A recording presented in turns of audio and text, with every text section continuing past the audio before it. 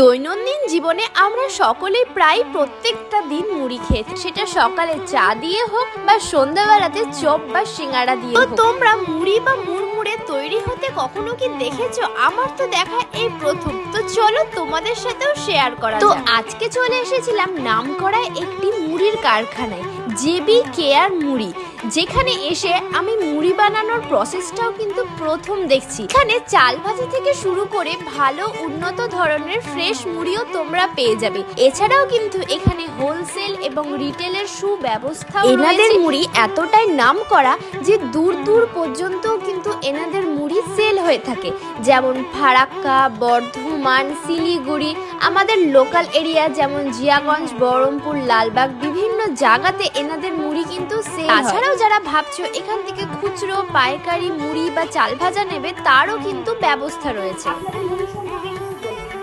আমাদের মুড়ি এখানে সব 1 নম্বর চালের কাজ হয়।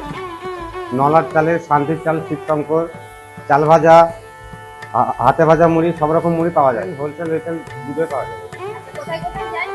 শিলিগুড়ি, এদিকে বর্ধমান, এদিকে ফারাক্কা, এদিকে জঙ্গিপুর, জিয়াগঞ্জ, আজিমগঞ্জ, নোকালের, ভাকরি, কুলতলা, দেবীপুর, সব জায়গায়, নইপুর, সব জায়গায় মাল আমাদের যায়। মুড়িটা গরম আছে তো ওখানে চলুন, ঠান্ডা মনে এসে টেস্ট করে দেখুন আমাদের মুড়ি কোয়ালিটি।